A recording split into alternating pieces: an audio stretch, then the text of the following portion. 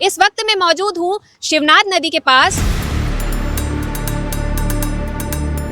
आज मैं बात करूं नदी और तालाबों की तो हम आसपास देखते हैं कि काफ़ी गंदगी है और जो है प्लास्टिक मौजूद होता है, काफ़ी थैले, झिल्लियाँ, बोतलें जो लोग हैं कचरा फेंक जाते हैं। जो कई यहाँ पे आजू बाजू रिसोर्ट वगैरह हैं उसकी गंदगियों को भी ला के नदियों में डाल दिया जाता है कि इसी नदी का पानी हमारा दुरुग भिलाई 365 दिन पीता है। और पानी की शुद्धता को बनाए रखने के लिए प्रशासन से यही एक निवेदन है कि थोड़ा समय समय पर इसकी सफाई की व्यवस्था करवा दें।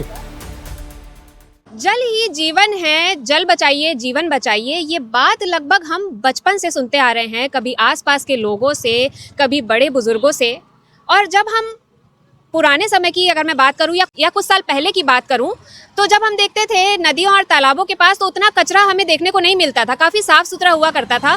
लेकिन अगर आज मैं बात करूं नदी और तालाबों की तो हम आसपास देखते हैं कि काफ़ी गंदगी है और जो है प्लास्टिक मौजूद होता है, काफ़ी थैले, झिल्लियाँ, बोतलें जो लोग हैं कचरा फेंक जाते हैं। इस वक्त मैं मौजूद हूँ शिवनाथ नदी के पास, जो दुर्ग इलाके की जीवन रेखा कहा जाता है जिस नदी को, तो हम उसकी बात करेंगे। आप यहाँ पर लोगों से मैंने काफ़ी बातचीत भी की है ना, तो लोगों ने बताया कि यहाँ पे जो है पहले काफ़ी साफ सुथरा हुआ करता था, लेकिन अभी आप बात करेंगे तो जो है यहाँ पर काफ़ी गंदगी देखने को मिल रही है। सिर्फ और सिर्फ केवल कचरा दिखाई दे रहा है, प्लास्टिक, छोटी छोटी झिल्लियाँ, बॉटल, इवन यहाँ पर बोरी है ना, नारियल छिलके, कचड़े आप देख ही सकते हैं आसपास यहाँ पर कितना कचरा मौजूद है। तो हमारे बीच कुछ लोग इस वक्त मौजूद हैं, हम उनसे कुछ सवाल करेंगे, पूछेंगे कि उन्हें इस नदी के आसपास कितनी दिक्कतों का सामना करना पड़ रहा है, वे सरकार से और लोगों से क्या चाह रहे हैं कि यहाँ पर किस प्रकार सफाई की जाए, किस प्रकार यहाँ से कचरा उठाया जाए ताकि जो है लोगों को आगे दिक्कतों का सामना ना करना पड़े।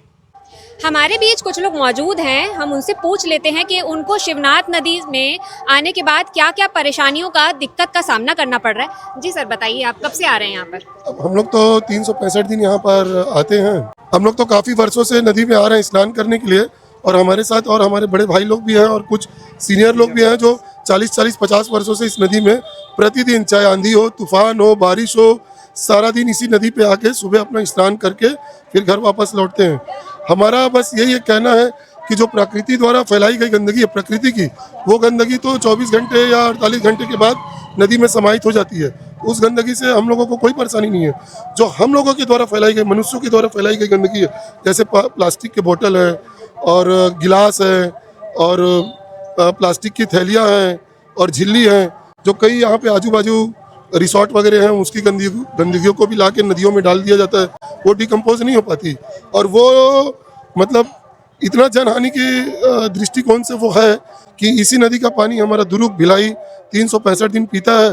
और पानी की शुद्धता को बनाए रखने के लिए प्रशासन से यही एक निवेदन है कि थोड़ा समय समय पर इसकी सफाई की व्यवस्था करवा दें। और जो आजू बाजू मनुष्य द्वारा फैलाई जा रही गंदगी है, जैसे प्लास्टिक की बोतल है, प्लास्टिक के शीशी है, गिलास है, बोरी है, इन लोगों को थोड़ा सा नदी में डालने से रोका जाए। बाकी और जल कुंभ भी आ जाता है या और भी छोटे मोटे कचड़े नदी में अपने आप पनपते हैं, वो काई है, वो अपने आप ही डिकम्पोज हो जाते हैं, कुछ 2 दिन में हो जाते हैं, कुछ 1 हफ्ते में हो जाते हैं, उससे कोई परेशानी नहीं है। मुख्य परेशानी वही है जो प्लास्टिक जो मनुष्य हम लोग ज़्यादा यूज़ करते हैं, वो सारा प्लास्टिक जो है नदियों में हम लोग डाल रहे हैं, वही सबसे बड़ा परेशानी का सबक हमारी इस नदी के लिए है। और मैं चाहूँगा आम जनता से भी और सभी लोगों से भी कि एक ही नदी हमारे दुर्ग भिलाई पे है जो कम से कम 365 दिन साफ रहे। इसी नदी का पानी हम सभी को पीना है और यही हमारे दुर्ग भिलाई की जीवन दानी है। जल है तो कल है और जल नहीं तो कल नहीं। इस विषय में आपकी क्या राय है कमेंट सेक्शन में ज़रूर बताइए, क्योंकि साफ सफाई का मुद्दा हमारी जिम्मेदारी बनती है, प्रशासन की जिम्मेदारी तो है ही, लेकिन आसपास की जनता की भी जिम्मेदारी बनती है कि वे उसे साफ रखें, स्वच्छ रखें। इस बारे में आपकी क्या राय है कमेंट सेक्शन में ज़रूर बताइएगा। ऐसे ही खबरों को जानने के लिए देखते रहिए KP न्यूज़। धन्यवाद।